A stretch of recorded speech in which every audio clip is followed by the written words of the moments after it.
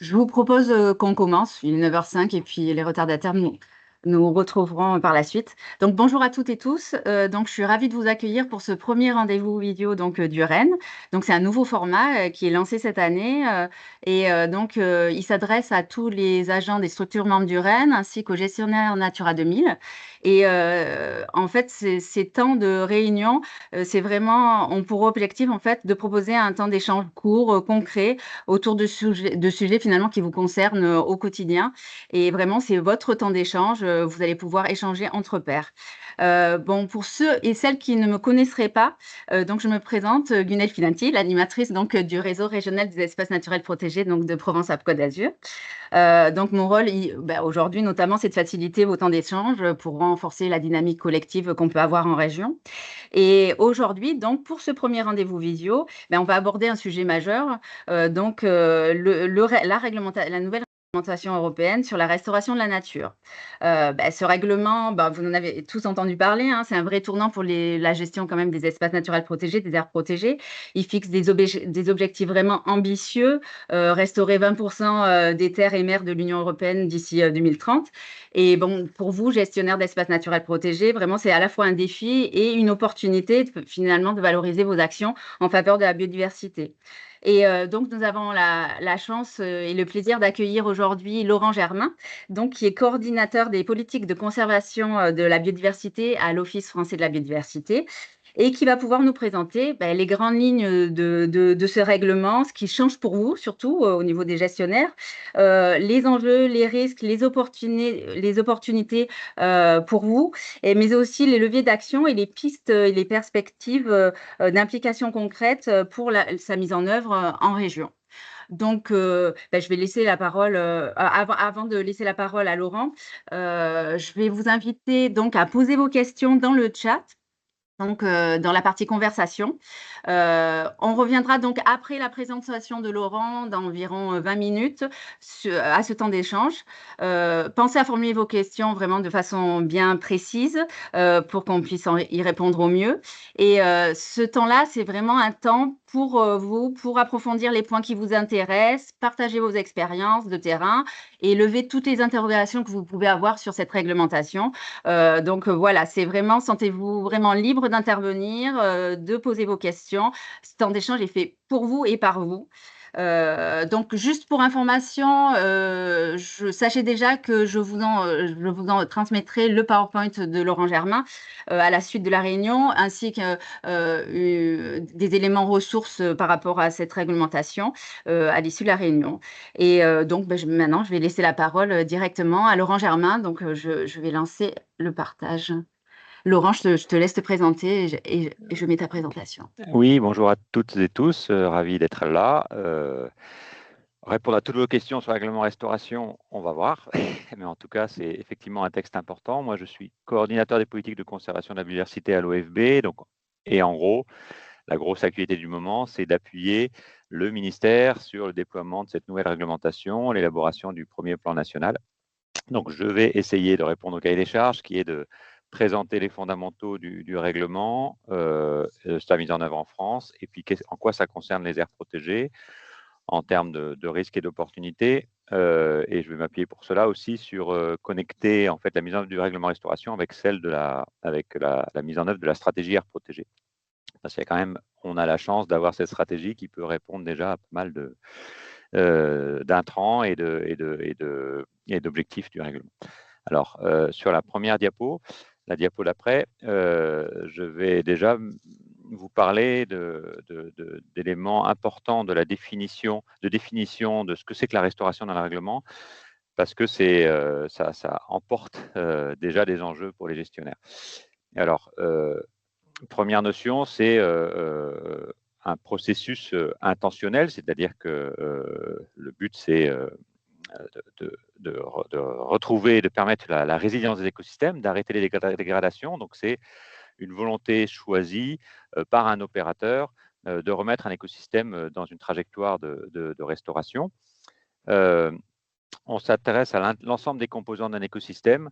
Vous êtes tous écologues ou en tout cas travaillez dans les aires protégées, donc on ne s'intéresse pas que à une espèce, on s'intéresse à l'ensemble des fonctions nécessaires au fonctionnement d'un écosystème. Donc du coup, c'est bien cette vision intégrée qui est recherchée. Un point très important, le règlement restauration inclut et commence par la levée des pressions et se termine par la restauration active ou dirigée, c'est-à-dire qu'on doit d'abord commencer par la levée des pressions et ça peut suffire pour un certain nombre d'écosystèmes. Si on arrête des pesticides, on sait que les populations d'insectes vont augmenter pour un objectif de pollinisateur. Ça peut être la principale mesure à prendre.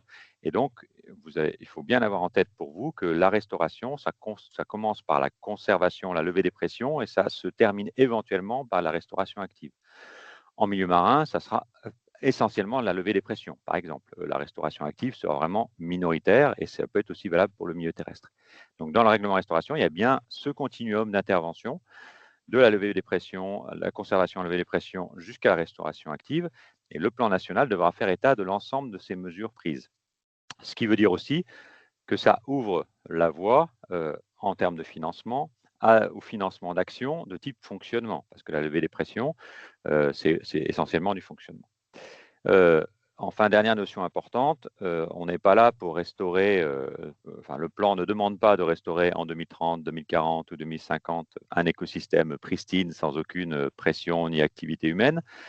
On est là pour remettre les écosystèmes dans une trajectoire de rétablissement, donc de supprimer les pressions, ça peut être progressif, pression par pression. Donc on va viser un état de référence scientifique souhaité sur cet écosystème, mais ce n'est pas forcément l'état de référence vierge de toute pression et activité humaine avant le néolithique.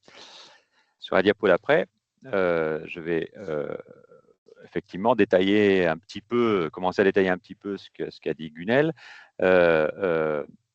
Le premier objectif du règlement, le premier article du règlement, il dit d'ici 2030, il faut restaurer 20% de toutes les zones terrestres ou marines de l'Union européenne qui ont besoin d'être restaurées. Et d'ici 2050, l'ensemble de ces zones terrestres et marines qui nécessitent restauration devront être restaurées. C'est une vision intégrée qui est dans le premier article et c'est important pour porter les messages et construire les actions. C'est-à-dire on restaure pour la biodiversité, mais aussi la santé, l'alimentation, la lutte contre le changement climatique. Et donc ça a des conséquences importantes dans le déroulé du règlement, ses considérants et les politiques qu'il faut connecter, qui sont cités dans le règlement. C'est-à-dire qu'on a une vision fonctionnelle et des services rendus par la restauration des écosystèmes. Et donc, on devra choisir les sites à restaurer qui auront à la fois des bénéfices biodiversité, climat. On devra aussi avoir appelé des politiques en matière d'alimentation, de santé. Cette vision intégrée, ensuite, elle se décline par article de règlement, c'est ces petites pastilles. Et il y a deux piliers dans la logique de construction du règlement. Un premier pilier qui est entouré en vert et écrit en vert, c'est le renforcement de directives existantes. Alors, bien sûr, les directives nature, habitat, faune, flore, oiseaux, mais également directive 4 sur l'eau, directive 4 pour la stratégie pour le milieu marin. C'est le renforcement des directives, notamment parce que ce règlement fixe des cibles précises, on va les voir, et une obligation de rendre compte des résultats. Ça ne change pas grand-chose sur le fond. On doit atteindre, les États membres devaient maintenir ou restaurer les habitats d'intérêt communautaire, mais là, il y a des cibles 30%, 60%, 90%, on va le voir, et on doit rendre compte de l'efficacité des mesures qu'on prend pour restaurer ces habitats espèces. Ce qui est entouré en vert aussi, donc c'est assorti de cibles surfaciques précises et obligatoires. Dès l'entrée en vigueur de ce règlement, c'est-à-dire le 18 août 2024 exactement, on est déjà engagé pour restaurer les cibles qui sont inscrites dans le règlement. L'autre pilier du règlement, c'est alors nature ordinaire, personne n'aime bien ce terme-là, mais en gros, ce sont le premier pilier entouré en vert, c'est les habitats et espèces d'intérêt communautaire, donc les habitats remarquables ou représentatifs de la biodiversité européenne. Ce qui est entouré en bleu, c'est la nature dite ordinaire, donc on va s'intéresser aux écosystèmes urbains, à la connectivité des cours d'eau, aux populations de pollinisateurs, aux agrosystèmes, écosystèmes forestiers. Il y a un article qui a été rajouté sur la plantation d'arbres. Donc là, qu'on soit en habitat d'intérêt communautaire, que ça concerne des espèces d'intérêt communautaire ou pas. Et donc ce deuxième pilier, on veut aussi, le règlement concerne aussi la restauration de fonctions important dans ces habitats qui ne sont pas d'intérêt communautaire, pour ces espèces qui ne sont pas d'intérêt communautaire. Et là, on va plutôt s'intéresser à des indicateurs qu'on va faire progresser dans le bon sens. On va les voir bien sûr. Et donc, on n'a pas une logique surfacique, on ne va pas chercher à restaurer tel pourcentage de pollinisateurs, mais on va s'assurer que la population de pollinisateurs va augmenter. Sur la diapo d'après, je vais commencer à détailler ce qui est le premier pilier, c'est-à-dire le renforcement des directives et les cibles surfaciques. Alors, ça concerne les habitats terrestres ou aquatiques, juste aquatiques, et puis les habitats marins. On retrouve, alors, il y a une typologie propre à ces règlements qui a été mis en place qui va regrouper un certain nombre d'habitats. Donc, vous retrouvez les 6 catégories terrestres, zones humides, forêts, habitats rocheux, et puis des types d'habitats marins, prairies sous-marines, bandes coralligènes, sédiments meubles. Donc, c'est des regroupements. Ces regroupements, ça s'appelle des grands types d'habitats dans le règlement. Et c'est important parce que c'est sur ces grands types d'habitats que portent les cibles de restauration. Et après, à l'intérieur, on doit préciser un certain nombre de choses. Donc ça concerne, alors dans les habitats terrestres, ce sont les habitats d'intérêt communautaire qui sont groupés par grands types d'habitats. Sur les habitats marins, ce n'est pas que les habitats d'intérêt communautaire qui étaient beaucoup moins définis qu'en terrestre, c'est également des habitats qui sont issus des conventions de mer régionales. Donc pour vous, la convention de Barcelone, par exemple, qui précise des fois plus que les habitats d'intérêt communautaire. Et grosso modo, ça étend plutôt le champ que ça ne le raccourcit, que ça le restreint. Pour les habitats d'espèces, on retrouve les espèces d'intérêt communautaire directive Habitat concernées par la directive oiseaux, mais il y a également 22 espèces supplémentaires marines, élasmobranches et amphihalins, qui sont rajoutées, donc sur lesquelles il va falloir travailler. Et sur les tourbières drainées, c'était un petit temps, il est concerné par les deux aspects dans les agrosystèmes. Sur les tourbières drainées, on a des objectifs de restauration des sols et donc de la mise en eau, des tourbières, donc des outils spécifiques je rentrerai pas dans le détail aujourd'hui, spécifiques aux tourbières agricoles ou aux tourbières qui ne sont pas agricoles. Sur la diapo d'après, je vais expliquer ce que c'est que ces objectifs. Le règlement, donc c'est article 4 et article 5. Article 4, c'est les habitats terrestres, article 5, c'est les habitats marins. Le règlement demande de restaurer 30% des surfaces d'habitat en mauvais état en 2030, 60% en 2040, 90% en 2050. Restaurer, ça veut dire qu'on a évidemment identifié où sont les habitats, est-ce qu'ils sont en bon état ou pas en bon état, et donc ils sont encore en place. On va chercher à restaurer leur fonctionnalité. Donc en 2050, c'est 90%. On se laisse une marge de manœuvre de 10% sous contrainte du changement climatique, mais il y a quand même 90%. Et ces habitats d'intérêt communautaire, petite précision, ça ne concerne pas que les habitats d'intérêt communautaire compris dans les sites Natura 2000. Vous savez que les sites Natura 2000, c'est un échantillon des habitats d'intérêt communautaire. Là, tous ces chiffres-là, ça concerne toute la surface d'extension de l'habitat d'intérêt communautaire, pas uniquement ce qui est dans les sites Natura 2000. Donc, vous avez une pelouse calcaire, 50 hectares sont en mauvais état, 50 hectares sont en bon état, 50% sont en mauvais état. Il faut restaurer les 50%, les 50 hectares qui sont en mauvais état. En plus, au sein des grands types d'habitats, zones humides par exemple, on demande aux États membres de préciser à l'intérieur quels sont les habitats d'intérêt communautaire qui nécessitent une récréation d'habitat. On prend toujours notre pelouse, elle est en bon état sur 50 hectares, elle est en mauvais état sur 50 hectares, elle est trop enfrichée sur 20 hectares supplémentaires, et on considère que pour la région biogéographique Méditerranée, on a besoin de recréer un certain nombre de surfaces de pelouse d'intérêt communautaire, donc il va falloir débroussailler et revenir à un état de pelouse sur 20 hectares supplémentaires. Je prends cet exemple, c'est valable évidemment pour les prairies, etc. Donc du coup, les États membres doivent préciser à l'intérieur des grands types d'habitats quels sont les habitats d'intérêt communautaire qui nécessitent recréation pour atteindre un optimum écologique. Et on a une obligation qui s'applique à cette. Donc, une fois qu'on a dit, je ne sais pas, sur la Méditerranée, on a besoin de restaurer 4558 hectares de pelouse calcaire, et ben, du coup, il faut qu'on atteigne 30% de ces surfaces additionnelles d'ici 2030, puis 60% d'ici 2040 et 100% d'ici 2050. Donc, en 2050, vos 458 pelouses de calcaire à recréer auront dû être débroussaillées.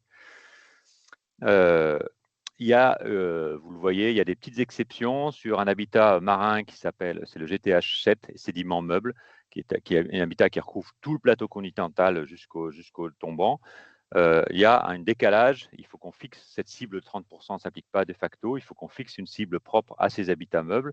Et il y a un décalage de cible, il y a un décalage de calendrier vers 2050. En plus de ces objectifs de restauration, de récréation, évidemment, on va avoir un problème de connaissance. Où sont les habitats? Dans quel état ils sont? Et qu'est-ce qu'il faut recréer? Mais ces objectifs de connaissance sont contenus dans le règlement, mais vous voyez, il va falloir qu'on réponde à ces lacunes de connaissance de façon assez rapide. 90% des lacunes de connaissance d'ici 2030 en terrestre, 100% d'ici 2040. En marin, petit décalage, 50% d'ici 2030 et 100% d'ici 2040. Et encore un décalage pour le fameux habitat sédiment meuble. Là, le message, c'est OK, il peut encore y avoir besoin de lacunes de connaissances malgré les programmes que vous avez faits depuis des décennies, mais il va falloir y aller. Et donc, dans le plan, il faut qu'il y ait ces lacunes de connaissances. Et enfin, il faut améliorer la qualité et la quantité des habitats d'espèces. Alors là, il n'y a pas de cible précise. On ne demande pas de restaurer 90% de la surface nécessaire aux lézards osselets, mais on doit identifier les mesures nécessaires. Sur la diapo d'après, j'ai remis dans le carré gris, dans le rectangle gris, ce que je viens de vous dire. Mais en plus, on doit aussi travailler sur la connectivité, donc lien avec la trame verte et bleue, et sur deux obligations qui sont des obligations de maintien de ce qui existe déjà. La non-détérioration, ce qui est en bas, ça veut dire que les habitats qui sont en bon état, on doit tout faire pour ne pas les dégrader. Donc ça, c'est évidemment un lien avec les notions d'études d'incidence pour ce qui est Natura 2000, les habitats intercommunautaires. Et donc là, on doit mettre en cohérence nos politiques publiques pour ne pas détériorer ce qui est en bon état et donc démontrer qu'on fait tout pour. Et on doit aussi, pour ce qui est au milieu, amélioration continue, une fois qu'on a restauré une partie des fonctionnalités d'un habitat, on doit avoir une logique de cliquet, c'est-à-dire qu'on doit montrer que ces habitats ne repartent pas en dégradation. Donc, on a restauré, on a débroussaillé nos 50 hectares de pelouse calcaire, on a enlevé un problème de chargement à l'hectare, on a enlevé un problème de semis de résineux. Ben, on doit continuer la trajectoire de restauration. Ça, c'était pour le premier pilier. Le deuxième pilier, diapo d'après, donc c'est une logique d'indicateur. Donc, diapo d'après. Pour les écosystèmes urbains, on va chercher à restaurer, à retrouver des espaces verts en ville, en milieu, en agglomération plus qu'en ville, et sur des canopées urbaines. Donc là, si vous connaissez bien, il ne s'agit pas juste de faire du ZAN, du zéro artificialisation nette, égal à zéro. Il faut retrouver des espaces verts et des couverts arborés en quantité et en qualité biodiversité. Pour les rivières, la connectivité des rivières, on va s'intéresser à deux notions qui sont déjà bien couvertes par les politiques de l'eau, mais ça va donner une priorité forte à la continuité écologique des cours d'eau, donc continuité longitudinale, obstacle à l'écoulement, latérale, les berges, incision des berges, artificialisation des berges, annexe hydraulique, et puis verticale, artificialisation du lit. Première notion, donc il va falloir qu'on supprime dans le règlement restauration, s'engage à supprimer tous les obstacles à la continuité latérale, longitudinale et verticale. Plus, il faut qu'on travaille sur ce qui s'appelle dans le règlement le Free Flowing River, libre écoulement des cours d'eau. Ça concerne les espaces de fonctionnalité des cours d'eau. Donc les États membres doivent définir les tronçons de l'aval à l'amont qu'on va remettre en libre écoulement, donc en reméandrement, en désartificialisation en occupation du lit majeur des cours d'eau, on va dire. Et donc, ça va remettre l'accent sur ces notions de fonctionnalité des cours d'eau et d'action sur la réduction des pressions sur tout ce lit majeur. Pour les pollinisateurs, on a, vous savez, l'état des pollinisateurs actuels. Il va falloir qu'on inverse la courbe en quantité et en qualité, quels que soient les types de pollinisateurs, des pollinisateurs qui doivent retrouver un état, une croissance et avec des seuils à fixer d'ici 2030, 2040, 2050. Pour les agrosystèmes, on doit obligatoirement prendre l'indicateur oiseaux communs agricoles. C'est pareil pour la forêt, on doit le prendre. C'est-à-dire qu'on doit s'assurer qu'à partir de 2024, cet indicateur oiseaux communs agricoles réaugmente. Vous savez que c'est un challenge parce qu'il se casse plutôt la figure depuis 1970. On doit prendre des mesures pour permettre aux oiseaux communs agricoles de réaugmenter. Et ensuite, on peut choisir, ce n'est pas une obligation, 2 indicateurs parmi les 3 qui sont indiqués ici, papillons des prairies, stock des carbones organiques des sols ou par des terres agricoles contenant des grandes diversités de structures paysagères. En gros, les infrastructures agroécologiques, les haies, les mares, les bandes enherbées. On peut choisir deux, on peut les prendre les trois. Et évidemment, suivant le choix qu'on fait, ce n'est pas le même message qu'on envoie en type de mesure. On va maintenir les prairies, on va travailler sur les pratiques culturales des sols, ou on va travailler sur le paysage agricole et les parts de zones qui sont non productives. Et en forêt, on a un choix de 6 parmi les 7. Le bois mort sur pied ou au sol, les parts des forêts inéquiennes en âge de peuplement, la connectivité des forêts, le stock de carbone organique, les parts de forêt dominées par des essences indigènes, des arbres indigènes, et diversité d'essences forestières. On doit en prendre obligatoirement 6. Et il y a un choix possible dans le premier plan. Donc là, le message, c'est qu'il faudra prendre des mesures pour que ces indicateurs, tous ces indicateurs du règlement augmentent. La diapo d'après. Oui, j'ai mis ce petit indice, info, parce que ça peut être intéressant sur l'histoire du texte, et puis ça donne des messages. Le texte a été voté de justesse dans le contexte actuel de backlash, comme on dit, écologique, de justesse, et il y a eu des compromis lors du trilogue entre Parlement, Commission et États membres. Notamment, je vous disais, ça concerne les cibles tous les habitats intercommunautaires, et dans le texte, c'est marqué d'ici 2030, il faudra prendre des mesures en priorité sur les sites Natura 2000. C'est une priorité, ce n'est pas une obligation. Il y a des dérogations pour les habitats communs à large distribution, ça veut dire qu'ils couvrent une part importante de la surface des États membres. Pour nous, on est juste concerné par les traits à l'usule du Grand Est, parce qu'ils couvrent une surface énorme, et donc du coup, il y a un assouplissement en termes de surface à restaurer par rapport à ce grand habitat. La clause de non-détérioration que je vous ai présentée, c'était avant une obligation de résultat. Là, c'est une obligation de moyens. Il faut qu'on démontre qu'on fait tout pour que ça ne se détériore pas, mais ce n'est pas forcément un résultat. Ça, c'est l'influence du changement climatique. On a eu aussi un renforcement des dérogations pour les activités de défense nationale, pas défense du trait de côte, de défense nationale. Donc, dans les zones d'activité de défense et dans les zones d'accélération de la transition énergétique ENR, on n'est pas obligé de restaurer dans ces zones-là les habitats intercommunautaires ou de prendre des mesures pour les indicateurs. Mais par contre, ça n'exonère pas du tout ces activités de leurs obligations au titre des études d'incidence. Pas du tout. Mais par contre, on n'a pas, une fois qu'on a défini les zones, donc enjeu de planification, une fois qu'on a défini ces zones, on n'est pas obligé de restaurer sur ces zones les 30, 60, 90%. Ensuite, sur les pollinisateurs, c'est un détail, mais voilà, sur la fréquence de suivi. Agriculture, le fait, alors le règlement, l'article agricole, il avait sauté la version du Parlement, il est revenu dans le trilogue, donc les indicateurs agricoles. Par contre, il y a eu un choix sur deux indicateurs sur 3. On a inclus l'aspect plantation d'arbres, alors avec plein de précautions écologiques. Évidemment, ça peut ne pas forcément être une bonne chose sur les écosystèmes. La PAC et les PCP, c'est optionnel. Politique agricole commune, politique commune des pêches. Dans le texte original de la Commission, c'était les États membres doivent utiliser ces dispositifs pour la restauration. Le Parlement disait ne peuvent pas. C'est nos sous agricoles, c'est nos sous pêcheurs.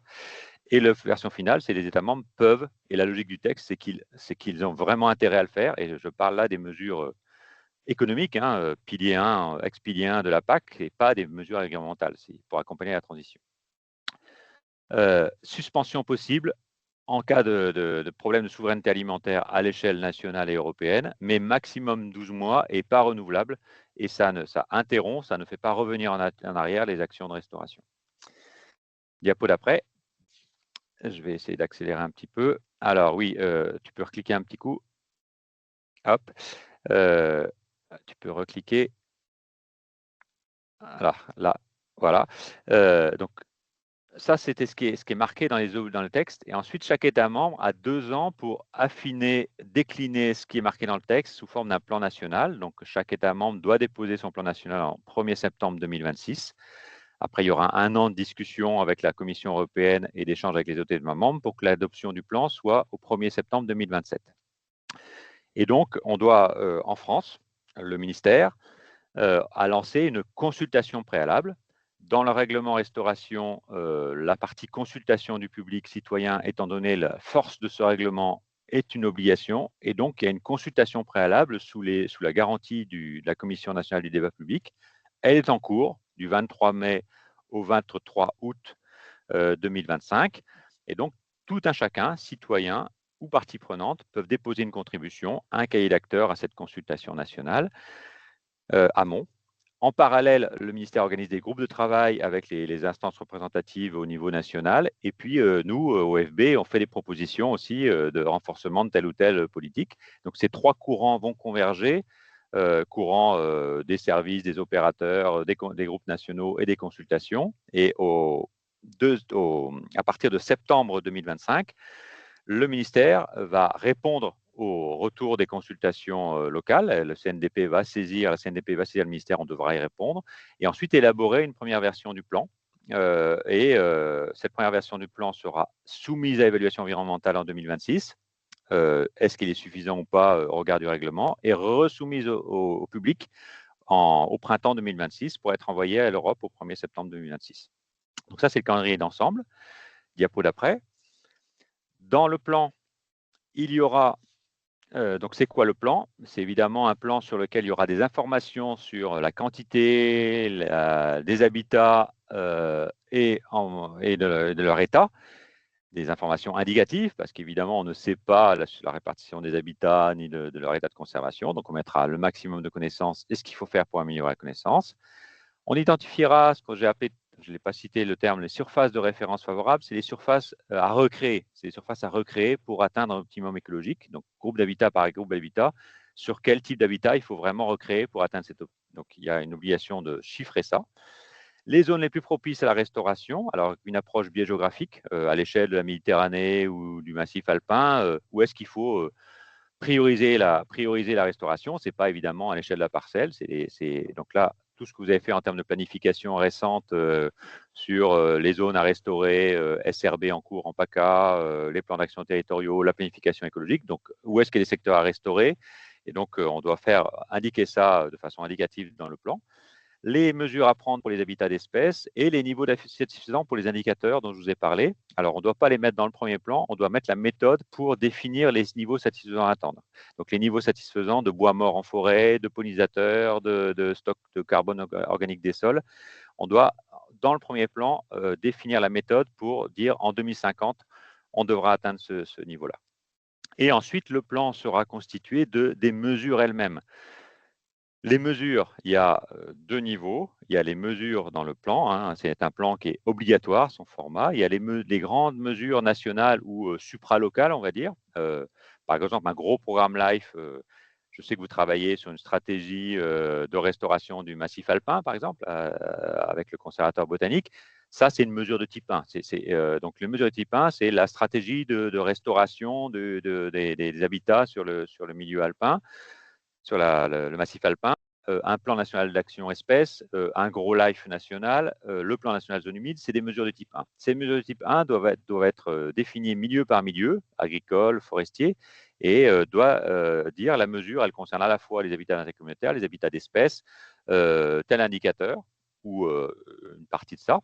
Elle doit préciser le coût de la mesure, le modalité de financement européen, national, privé, public. Alors, c'est indicatif, mais quand même, ça engage. Hein. C'est pas pour ça qu'on aura forcément ça n'exonère pas de déposer un dossier LIFE ou un dossier européen, mais le fait de le mettre dans le plan, ça lui donne une force, puisque ça va être discuté avec la Commission en disant, bah voilà, il faut qu'on va faire ça pour réussir cette restauration. Ce qui est aussi très intéressant et important, c'est qu'on doit mettre en face les subventions néfastes. C'est-à-dire, nous, on va chercher à restaurer les zones humides et il se trouve qu'il y a des subventions néfastes à la restauration des zones humides. C'est un exemple au hasard. On doit aussi identifier ce qu'on a fait en termes de participation du public. Donc, il y a les grandes mesures de type 1, et ensuite, il y a une typologie de mesures dites de type 2, qui est indicative, mais qui va servir au rapportage. Donc, forcément, nous, on va chercher à connecter toutes les bases de données, parce qu'autrement, il faudra faire des correspondances. Vous avez le plan national zone humide, et une mesure de type 2, c'est remise en eau d'une tourbière. Voilà, c'est ce grain à peu près, ou c'est suppression d'une pression sur les zones humides. Et donc, les mesures de type 1 devront lister les mesures de type 2 qui concourent à l'atteinte des objectifs. Diapo d'après, je suis trop long.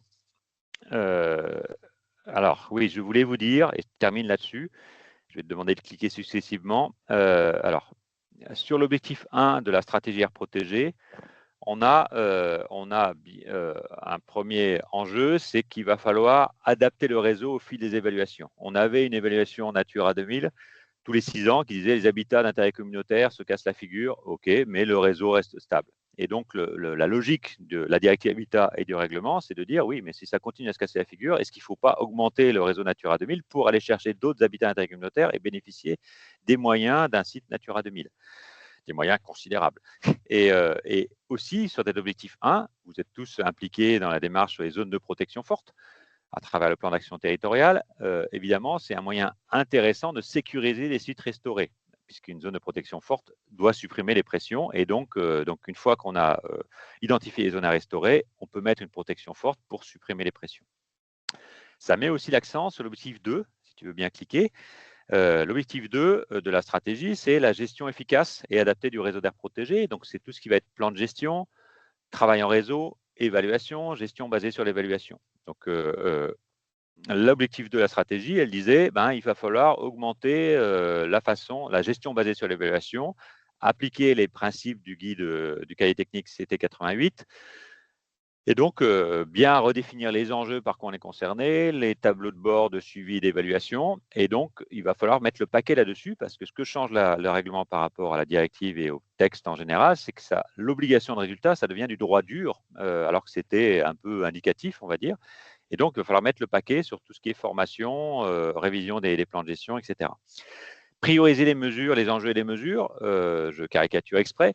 Si jamais un plan de gestion ou un document objectif, suite à une concertation compliquée, se contentait de prendre une mesure qui était juste de la sensibilisation du public parce qu'on n'arrivait pas à négocier les mesures plus impliquantes, il va falloir avoir un système pas forcément de passage au réglementaire, mais de priorisation des enjeux, des mesures dans les sites air protégés ou Natura 2000. Rendre compte de l'efficacité, il va falloir qu'on mette le paquet là-dessus. Vous y avez travaillé pas mal en région PACA. Dans le Life Biodiv France, il y a tout un système d'information sur les aires protégées. Il va falloir vraiment passer à vitesse supérieure. Il n'est plus possible de dire on ne sait pas où sont les actions de restauration dans le réseau des aires protégées avec ce règlement. Et pareil, ce que ça va booster en termes d'opportunités, c'est le travail à l'échelle écorégionale, c'est-à-dire l'ensemble des aires protégées concernées par un même enjeu. Il va falloir que collectivement, on restaure cet habitat-là ou cet habitat d'espèce, et donc qu'on ait des mesures cohérentes, des façons d'évaluer et qu'on puisse se rendre compte de tout ça. L'objectif 3, qui concerne l'accompagnement des activités dans les aires protégées, avec un volet police et un volet accompagnement, ça va prioriser forcément, plan d'action après plan d'action, le contrôle en termes de réglementation. Pour mes collègues de l'OFB, pour tous les services en charge de la police de l'environnement, c'est qu'il va falloir qu'on mette le paquet sur les sites qui ont été restaurés et qui sont encore en bon état. Donc, il y aura forcément des conséquences en termes de contrôle. Alors, à la fois quand on va donner des autorisations, police administrative, ou qu'on va faire de la police judiciaire. Et puis, ce qu'apporte le règlement, de façon assez claire dans son texte et assez forte dans sa façon dont il faut répondre, c'est qu'il va falloir travailler avec les politiques sectorielles. L'enjeu, et on est d'ici 2050, donc on a un peu de temps, c'est vraiment d'avoir un accompagnement socio-économique de l'agriculture, de la forêt, de la pêche, pour qu'il y ait des modèles qui tiennent la route d'un point de vue socio-économique et qui permettent la restauration. L'enjeu, pour moi, ce n'est pas de continuer des MAE qui sont ponctuels ou qui sont juste sur une partie de l'activité, c'est vraiment de travailler sur la transition écologique des activités. Donc, d'ici 2050, on a le temps, mais il faut qu'on commence par expérimenter en 2030, par faire des études assez précises. On doit rendre une étude sur l'impact socio-économique du règlement en 2030. Et donc, du coup, il faut vraiment qu'on travaille sur cet angle-là. S'appuyer sur des sites et des guides de référence. On a un réseau de sites en PACA ou au niveau national qui s'appelle le réseau Synapse. C'est où est-ce qu'on a pu étudier l'impact de telle activité, où est-ce qu'on peut faire de la formation sur cohérence, activité et aires protégées. L'objectif 4 qui concerne l'intégration des aires protégées dans les territoires, vu l'angle intégré du règlement, il faut vraiment, et c'est prévu par la SNAP et dans les travaux que vous faites, il faut vraiment qu'on considère les aires protégées comme étant des zones où on améliore la fonction des écosystèmes et donc on rend des services à la santé, à l'alimentation, au changement climatique. Donc il y a vraiment une sortie du bois de nos organes de gouvernance, de la façon dont on s'intègre dans les politiques territoriales et vice-versa. Dans les politiques territoriales, nous intègrent, dans les projets portés par les élus quand ils font un contrat de réussite de la transition écologique, il faut vraiment qu'on considère les aires protégées comme un atout pour ces services. Une fois qu'on l'a dit, c'est pas facile, mais en tout cas, ça met le paquet là-dessus. L'implication des élus pour la même logique et la participation citoyenne, éducation, environnement. Vu l'ampleur et la portée intégrée du règlement, il va falloir qu'on ouvre aussi aux citoyens nos aires protégées, qui les connaissent. Alors, vous êtes bien placé pour y répondre, vous avez fait plein de trucs, mais en tout cas, c'est se saisir cet objet-là pour le bien vivre dans les territoires. Tu peux cliquer 2 fois sur l'objectif 5 et 6. Je vais terminer assez vite. Le règlement, comme la directive, a une vision biorégionale, c'est qu'il faut travailler à l'échelle continentale, donc évidemment avec nos collègues, nos voisins allemands, alpins avec tout le massif alpin, méditerranéen avec les collègues espagnols, italiens, etc. Et donc, ça va booster les projets au niveau coopération transnationale. Évidemment, l'objectif 5 le permet. Plus on aura des mesures qui sont à ces échelles-là, plus le plan sera acceptable, plus il sera finançable par l'Union européenne. Donc, on a vraiment intérêt, et vous le faites déjà, mais à travailler à ces échelles-là. L'aspect financier de l'objectif 6 qui concerne le financement des aires protégées, 2 messages. Un message intéressant, c'est que le budget de l'Union européenne, et c'est toujours pas remis en cause, sur la biodiversité passe de 7,5% en 2024 à 10% en 2025 pour intégrer les enjeux du règlement restauration et pour intégrer aussi les aspects fonctionnement nécessaires pour la restauration. Donc, nous, ce qu'on imagine, c'est que, alors ce n'est pas forcément l'outil LIFE qui sera utilisé pour ça, c'est qu'on puisse mieux financer des actions de fonctionnement parce qu'il faut faire de la levée des pressions et pas simplement de la restauration active. Et la deuxième chose, c'est qu'on ne pourra pas financer l'ambition du règlement restauration uniquement avec le budget du ministère de l'Environnement consacré à la biodiversité, des agences de l'eau, des régions. Ce budget-là, il est contraint. C'est-à-dire qu'il va falloir aller chercher des budgets sectoriels. Il va falloir considérer que c'est normal que le privé qui bénéficie des services participe à leur restauration, pas avec une logique monétaire de type crédit carbone avec les arnaques qui ont suivi, mais avec une logique économique et de dire pour continuer à se développer économiquement, il va falloir des services de bonne qualité. Et donc, c'est juste logique que le privé finance cette restauration. Donc, il va falloir travailler sur le modèle économique de ça. Et je termine par l'objectif 7, qui est la connaissance. Alors, bien sûr, il y aura des enjeux énormes de connaissances et le lien recherche-aires protégées, qui est compris dans l'objectif 7. Et puis aussi de remonter d'informations, donc à la fois que les aires protégées bénéficient d'informations du niveau national et fassent remonter des informations. C'est ce qui est contenu dans l'objectif 7. Voilà, alors j'ai essayé de distiller au fur et à mesure des messages sur opportunités et risques et j'ai terminé la présentation. C'était bien long, trop long.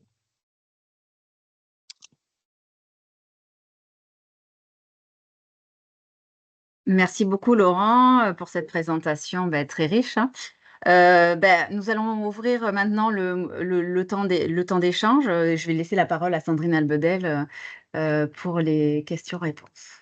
Oui, donc comme vous l'a dit Lionel, vous pouvez écrire toutes vos questions dans le chat et si besoin d'expliciter une interrogation que vous avez, vous pourrez vous exprimer directement.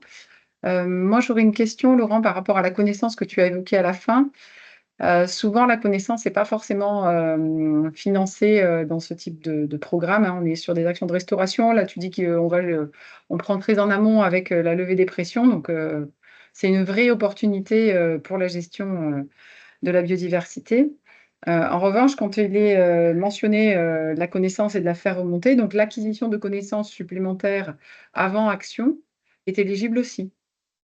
Oui, du coup, il y a même une obligation forte, une pente forte qui est donnée. Vous avez vu, 90% d'ici 2040 de connaissance des habitats et de leur état de conservation, on n'en est pas là. Donc, ça a des conséquences, par exemple, sur le programme CARAB, qui va être pérennisé, porté par les conservateurs botaniques sur la modélisation et la vérification de terrain. Donc, il va falloir augmenter ça. Et donc, du coup, ça peut concerner les gestionnaires. Donc oui, les programmes de connaissances doivent être éligibles et ou des opérateurs en appui comme les conservateurs botaniques. Il va falloir qu'on mette le paquet. Non seulement c'est éligible, mais il va falloir qu'on mette le paquet parce qu'il faut qu'on atteigne un niveau de connaissance beaucoup plus fort qu'il n'est actuellement, quoi. Donc après, dans le plan de restauration, on aura comment cette connaissance peut être financée. Si on prend le niveau européen, on peut avoir il faudra qu'on mette en face alors je ne sais plus comment ça s'appelle, le programme Horizon pour la recherche. Il va falloir qu'on mette des programmes de recherche en face, en mode de financement, et des financements européens pour l'aspect connaissance, puis des financements nationaux qui peuvent venir du ministère de l'écologie ou d'autres sources. Donc oui, il faut qu'on ait un plan de financement de cette connaissance qui soit solide, très solide. C'est pour ça que j'ai donné l'exemple des habitats, mais c'est aussi pour les habitats d'espèces où le lien pression, indicateur. Là, on est confronté à une difficulté méthodo, c'est qu'on nous dit dans le plan, il faut mettre toutes les mesures nécessaires et suffisantes pour restaurer, pour que les indicateurs bougent, sauf qu'on n'a pas forcément l'info. Si on fait moins 20% de pesticides, est-ce qu'on aura plus 20% de pollinisateurs? On ne sait pas ça. Donc, du coup, il va falloir mettre le paquet aussi sur la recherche, pression, état. Voilà. Donc de l'amont jusqu'au suivi des actions et le bilan et l'impact des actions qui ont été conduites sur le milieu. Oui, pareil, je sais très bien que vos financements, par exemple, si vous êtes animateur Natura 2000, votre priorité, c'était plutôt de faire la concertation, le passage de contrat. C'est ce que je disais, l'objectif 2 de la stratégie à protéger sur le suivi, la gestion basée sur l'évaluation. Et il va falloir mettre une priorité sur équiper les gestionnaires ou les structures en appui, donc l'expertise, etc., pour qu'on soit capable d'évaluer l'efficacité des mesures et de suivre ça et d'avoir une évaluation cohérente d'un site à l'autre qui a les mêmes enjeux. Donc, il y a vraiment un pas qualitatif important à faire. Alors, nous, on coordonne le Life Buddy France où il y a pas mal d'actions là-dessus, mais ça ne sera pas suffisant, évidemment. Ça doit avoir un effet levier, mais derrière, il faut qu'on passe qu'on passe la seconde, la troisième ou la quatrième sur ces questions de suivi et évaluation. Bon, on a le cas de la SNAP. Le prochain plan d'action territoriale de PACA est en cours de réflexion. J'ai vu qu'il y avait Sylvaine qui était connectée. Donc, il y aura un message sur effectivement cet objectif 2, connaissance, évaluation. Merci. Pour l'instant, il n'y a pas d'autres questions. Du coup, je continue. Sur les cibles socio-économiques, tu as cité donc les agriculteurs, le monde de la pêche, les entreprises autres que dans ce secteur-là, elles sont aussi identifiées comme le public cible ou pas?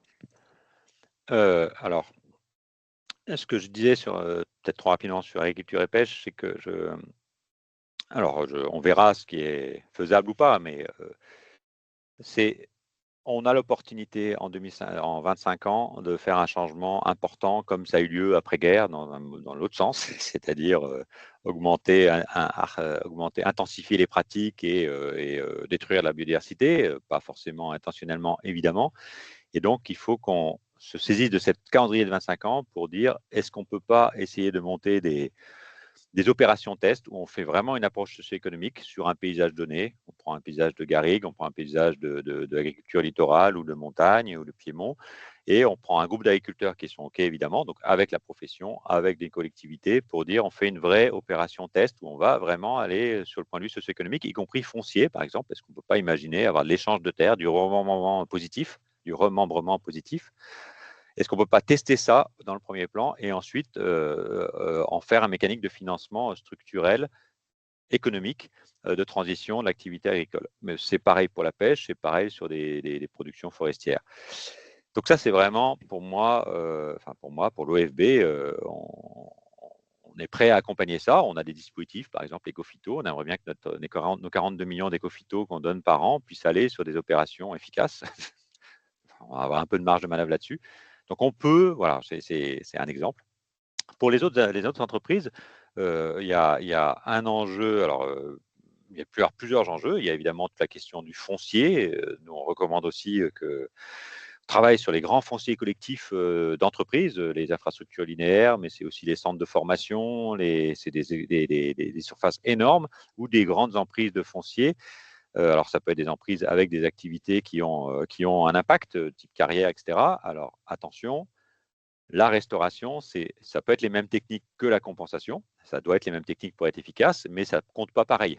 Et on ne peut pas compter une opération de compensation dans la restauration, parce que compensation, c'est au mieux égal à 0. Et ce qu'on veut, c'est restaurer en plus. Donc, par contre, ça peut être les mêmes techniques. Tout ce qui est guide, tout ce qui est méthodo, tout ce qui est choix de mesures, ça peut être les mêmes choses. voilà, mais sur des milieux. Mais en tout cas, il faut une comptabilité séparée. Autre chose, c'est qu'il va falloir qu'on monte en qualité et quantité sur toute la filière génie écologique au sens large, c'est-à-dire de la levée des pressions jusqu'à la restauration active. Donc, tous les entreprises sont engagées dans la notion de génie écologique, du donneur d'ordre jusqu'à l'ouvrier, ou de la donneuse d'ordre jusqu'à l'ouvrière. On est donc en partant par les bureaux d'études, les entreprises de conseil, d'aménagement, etc., de pépiniéristes. Il va falloir qu'on booste la montée en compétences, c'est un enjeu majeur. Nous, on va revoir notre gouvernance et booster notre centre de ressources génie écologique. On va vraiment mettre là-dessus, qui sera un peu le centre de ressources de référence pour côté OFB. Donc la montée en compétences en qualité de toute cette filière-là, et ça peut aller très large, hein, c'est une autre cible importante. Donc foncier, celles qui ont un impact, la filière de génie écologique. Après, on peut avoir d'autres cas où on peut avoir de l'interaction entre une activité et un impact ou la possibilité de restauration. Donc ça peut concerner des secteurs du tourisme, des secteurs du sport, etc. J'ai ciblé le secteur agricole, de pêche, de forêt, parce qu'évidemment une emprise foncière importante. C'est pas forcément une exclusif, hein, voilà. Donc il y a les autres emprises foncières et puis il y a toute la filière. Merci Laurent. Alors une question de Sophie, RT. Sophie? Alors je regarde. On ne t'entend pas, Sophie. Ça va ton micro, Oui, Sophie? pardon, excusez-moi. Bonjour, Sophie Rété, directrice des espaces naturels et grands sites de France à la métropole. J'avais un peu la même question que Philippe Pierron. En fait, c'est que du coup, avec le règlement, ils n'ont pas prévu des dispositifs de subvention dédiés. En fait, il va falloir qu'on utilise les dispositifs existants, c'est-à-dire les contrats Natura 2000, etc. Ou à terme, il y aura des dispositifs spécifiques de l'Union européenne pour les subventions. Donc, effectivement, Philippe, il pose la question pour la partie restauration des milieux. Et moi, ce qui m'intéresse aussi, c'est la partie fonctionnement. Comme vous l'avez dit, pour lever les pressions, c'est bien aussi d'avoir des êtres humains, en fait. Et moi, si je prends l'exemple de la réserve du Pourra, j'ai 2 agents, ou si je prends l'exemple du grand site Concours Sainte-Victoire, pour 50 000 hectares, on a 8 gardes nature. Donc, du coup, c'est ma question. Alors moi, je pense personnellement qu'il y aura un dispositif dédié à la restauration. Le programme LIFE, alors il est d'un côté sur la sellette par certaines parties du Parlement, mais je pense que le programme LIFE va évoluer pour aller aussi sur des questions donc en volume et pour aller sur des questions de fonctionnement. Il faut aussi dans le plan national, on aille chercher les financements européens qui sont dédiés à la recherche, qui sont dédiés au développement, au FEDER, au FEADER, etc., ou aux collaborations Interreg. Donc, si on met le plan d'action, si on met dans le plan national, on a besoin de ce financement-là, là, et c'est la logique de ce financement d'y aller.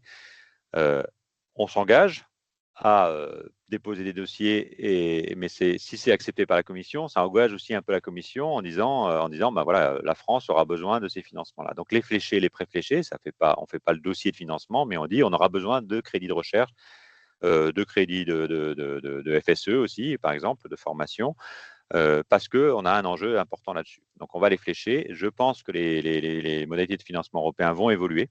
Je n'en sais rien, ce n'est pas annoncé comme ça, mais il y a une augmentation en volume et forcément, vu qu'il y a la restauration passive, il y aura forcément des choses à dire sur le programme LIFE. En tout cas, c'est des choses qu'on a déjà fait remonter en disant c'est pas possible de rester à programme LIFE avec uniquement priorité aux investissements, priorité aux pelleteuses, et on ne peut pas faire de la restauration qu'avec ça. C'est pareil au niveau national, il va falloir qu'on trouve des moyens de financer aussi le fonctionnement. Le fonds vert a permis de faire un peu de fonctionnement, faire des plans de gestion, des choses comme ça, mais il va falloir qu'on travaille aussi là-dessus, donc au niveau de l'État, au niveau des collectivités. Donc il y a vraiment un enjeu assez fort là-dessus. Et je redis, hein, c'est pas choquant pour moi, et c'est dans la logique qu'il y ait aussi du financement privé. Je vais donner un exemple qui est peut-être un peu polémique, mais moi j'ai eu un contact avec RTE, qui m'a appelé en disant moi je suis intéressé pour bosser sur nos 45 000 hectares d'emprise de survol par nos lignes, où on a tous alors on passe par des aires protégées, mais on a aussi des conventions avec les agriculteurs, etc. Je suis intéressé pour voir ce qu'on pourrait faire. sur cette survol, et je suis intéressé pour utiliser mes 8% ou 10% de budget obligatoire quand je fais un nouveau projet, THT en Camargue par exemple, pour financer les projets de biodive. Actuellement, je n'ai que des projets de restauration de salles des sports. Je n'ai aucun projet biodive et je dois mettre 8% dans la restauration de projets locaux. C'est du financement privé. Et voilà, je vous dis in extenso la discussion. Donc, des financements privés, ça permet aussi de faire une partie d'autofinancement pour la collectivité qui doit mettre ses 20%, etc. etc. Il faut vraiment travailler sur un changement de modèle.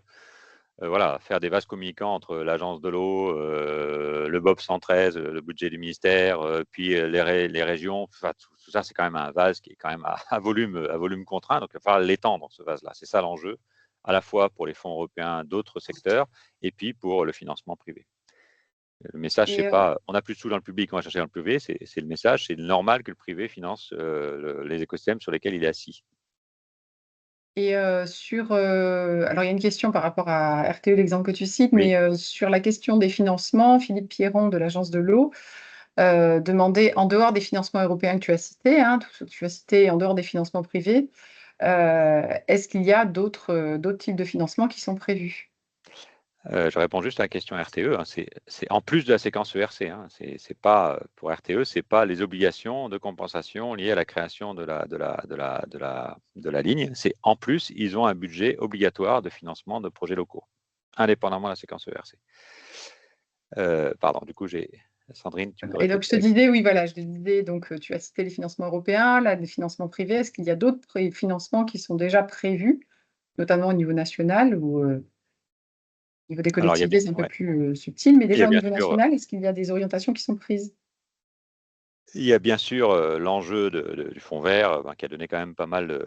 Alors moi, je dis toujours, c'est une opportunité le fonds vert, mais c'est juste la suite. On avait une stratégie air protégée, donc il y a un fonds derrière, donc c'est juste logique. Donc plus le règlement sera ambitieux, plus on aura réussi à négocier, le ministère aura réussi à négocier des mesures ambitieuses, plus on a une chance d'avoir un financement. Donc pour l'instant, il n'est pas.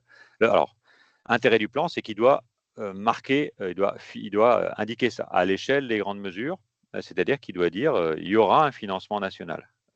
Donc, du coup, si on fait une mesure ambitieuse, il y aura un financement national plus ambitieux que si elle ne l'est pas. Donc, on doit le chiffrer, ça. On doit chiffrer ce qui relève du niveau européen, ce qui relève du niveau national, ce qui relève du privé et du public. Donc, ça, alors, si c'est dans le plan, je vais le dire comme ça, c'est du droit plus dur, c'est un engagement vis-à-vis de l'Europe que si on met ça simplement dans la stratégie nationale de biodiversité. Évidemment, la stratégie nationale de biodiversité, il y a déjà un axe 2 qui est dédié à la restauration, il y a déjà des choses, on va les reprendre, mais en les mettant dans le plan, ça veut dire qu'on s'engage vis-à-vis de l'Europe à faire des choses. Évidemment, ça ne garantit pas à 100%, mais ça veut dire qu'on s'engage. Donc après, il n'y a pas de plan dédié à restauration pour l'instant, mais c'est possible que ça arrive, par exemple sur des enjeux de fonctionnement, ça me semble intéressant. Après, il y a eu une rencontre avec Région de France et évidemment, Région de France, les régions ont dit ben oui, mais nous, on veut participer à la rédaction du plan. On ne veut pas juste à la fin que vous nous disiez voilà le plan, voulez-vous le bien financer? Donc il y aura une consultation dédiée et un travail dédié avec Région de France et les niveaux territoriaux. Une fois qu'on aura fait que la consultation amont aura été terminée, la consultation amont, elle remonte. Je ne vais pas rentrer dans le détail, mais vous êtes concerné par des réunions régionales, des réunions locales. Une fois qu'il y a toute cette remontée-là, il y aura un travail spécifique avec Région de France, y compris sur voir qu'est-ce qui correspond à leurs compétences, à leurs activités, comment ils peuvent contribuer à l'atteinte des résultats, y compris au financement. Donc Région de France et puis Région derrière, chef de filière collectivité. Il y a un travail dédié à la rentrée là-dessus. En septembre, enfin oui, fin 2025 du coup. Oui. Merci. Donc il y avait une question de Samuel Busson. Samuel? Bonjour Laurent, bonjour à tous. Donc moi je suis au CRMA, je ne suis pas directement, je suis pas gestionnaire de l'espace naturel, mais moi je me posais des questions sur l'engagement des privés. Ça fait un peu écho de discussion qu'il y a eu sur la séquence éviter, réduire, compenser, RTE, etc. Et notamment, dans les objectifs que tu as cités, il y avait la non-dégradation des espaces en bon état. Et moi je m'inquiète pas mal de tout ce qui est zone d'évitement et de compensation. notamment pour la compensation d'avant 2016, où la pérennité de la mesure au-delà de l'engagement du maître d'ouvrage n'était pas clairement définie. Moi, du temps où j'étais en Réal, j'ai clairement des maîtres d'ouvrage qui m'ont dit que j'ai une obligation de 30 ans et après 30 ans, j'irai chercher le caillou qui est en dessous de la zone sur laquelle j'ai compensé. Donc en gros, on a quand même un gros risque que certaines des mesures compensatoires sur lesquelles il y a de l'argent qui est investi soient détruites à terme.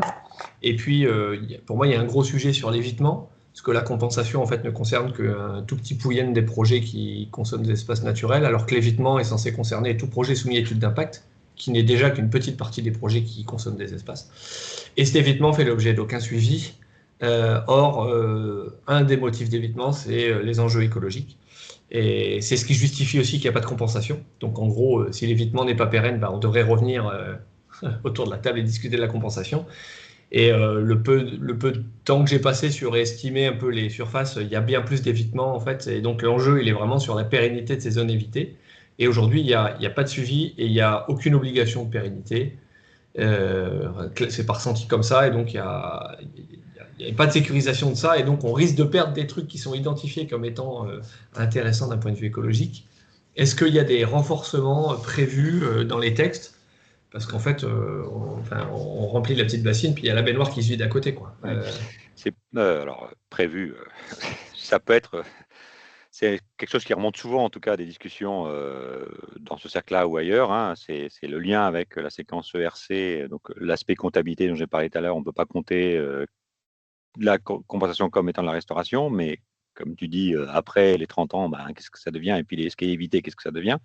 Donc du coup, il va falloir sécuriser ces zones-là d'évitement. Donc zone de protection forte ou RE après la compensation. Donc ça peut être une mesure. Après, il peut aussi y avoir dans le plan national des mesures de type législatif sur la pérennité de ces zones-là. Mais pour l'instant, on est vraiment en consultation amont. Si ces sujets remontent, on verra, le ministère verra également en interministériel si une des actions qu'on peut proposer, c'est, si on l'appelle comme ça, c'est sécurisation à long terme des zones évitées ou compensées qui peuvent compter pour la non-détérioration, ou même si même les zones évitées, elles peuvent ne pas être en parfait état, donc on peut aussi intervenir. On peut avoir ce type de mesure. Après, il faut que ça remonte et que ça soit arbitré. Donc pour l'instant, je ne peux pas te dire oui, mais ça me semble une bonne idée. Merci. Désolé, j'arrive pas à baisser la main, ça bloque. Merci, ça va le faire tout seul tout à l'heure. Une autre question liée à la pression sur les parcs photovoltaïques. Donc, il y a des zones de prospection pardon, pour l'installation de parcs photovoltaïques qui se font de façon assez intensive, on va dire, sur certains secteurs de la région. Et donc, dans le chat, Julie-Marie nous dit que ça peut impacter fortement des espèces et des habitats d'intérêt communautaire. Donc la question, c'est comment comptez-vous prendre en compte les milieux et les espèces fragilisées dans les zones très fortement prospectées? Là, en l'occurrence, elle cite une zone qui a déjà beaucoup d'installations photovoltaïques. Le règlement prévoit une accélération aujourd'hui des ENR. Donc voilà, il y a une petite incompatibilité. Comment c'est pris en compte? Alors, c'est souvent le cas, hein. C'est pas moi, mais donc comment voulez-vous prendre en compte moi je suis voilà. Donc la logique du règlement, c'est de dire, il faut qu'il y ait une cohérence. On demande aussi ce que les mesures du plan disent, il faut qu'il y ait une synergie avec les questions d'adaptation ou d'atténuation du changement climatique.